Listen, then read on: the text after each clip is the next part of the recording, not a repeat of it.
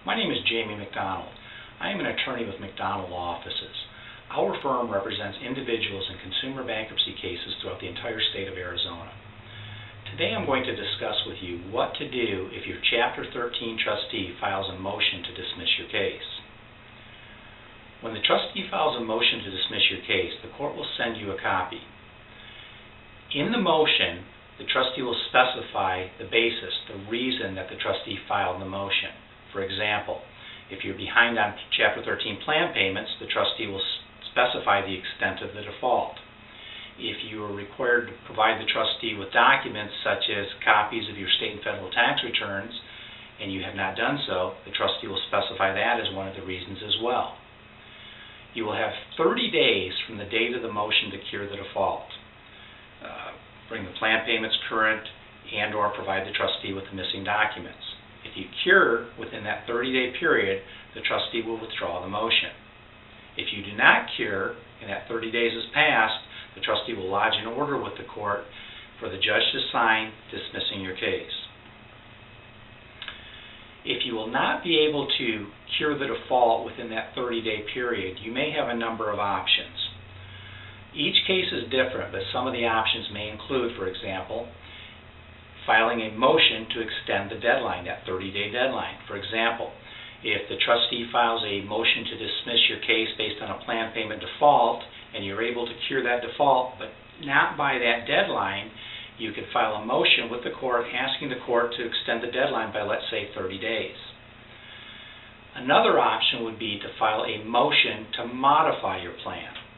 For example, if the trustee filed a motion to dismiss your case based on a plan payment default and the plan duration is less than 60 months, you may be able to file a motion to modify your plan extending the duration beyond the 36-month period that you're currently at, or whatever period you're currently at, extending that duration so that you could spread those missed payments over the remaining duration of the plan, thereby curing the default.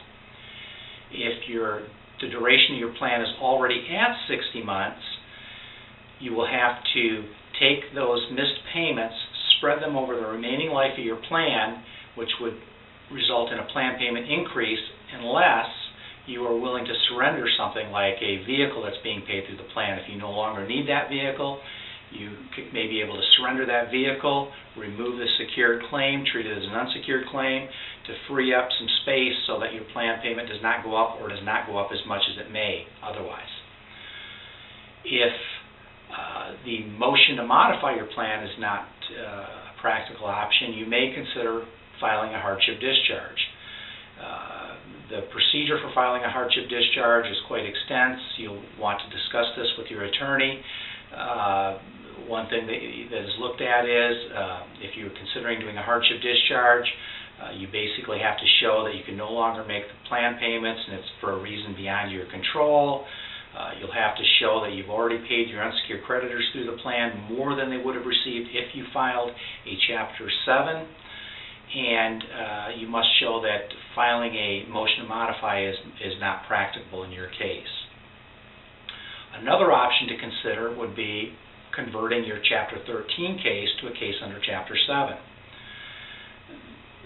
Chapter 7 is a liquidation bankruptcy in which you attempt to get rid of as much of your debt as possible and simply get a fresh start. Some of the factors you have to look at in considering the conversion are, can you even file a Chapter 7? Chapter 7 has an 8-year period between filings. So, for example, if you filed a Chapter 7 in the previous 8 years and received a discharge in that case, you would not be able to convert your case to a Chapter 7. Another thing you have to look at is, would it be considered an abuse for you to file that Chapter 7 based on your income and expenses? So your attorney will have to go over the means test with you, prepare an amended Schedule I and J to basically be able to establish that it would not be an abuse for you to convert your case to a case under Chapter 7.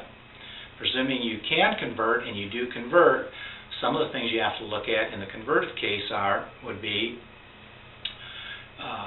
when you file a Chapter 7, the trustee takes possession of non-exempt assets, liquidates them, and provides a dividend to your creditors. So you're going to want to look, do I have non-exempt assets? If you do, you'll need to discuss this issue with your attorney to see if there's anything you can do about that.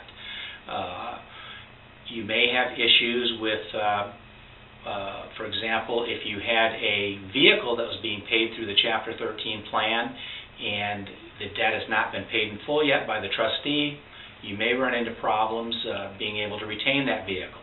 The lender may not be willing to allow you to catch up, start over again at that point. You may have to look at doing a redemption agreement where essentially you refinance the vehicle if you wanted to keep that vehicle. If those options weren't practicable, you could always surrender the vehicle in the Chapter 7 case.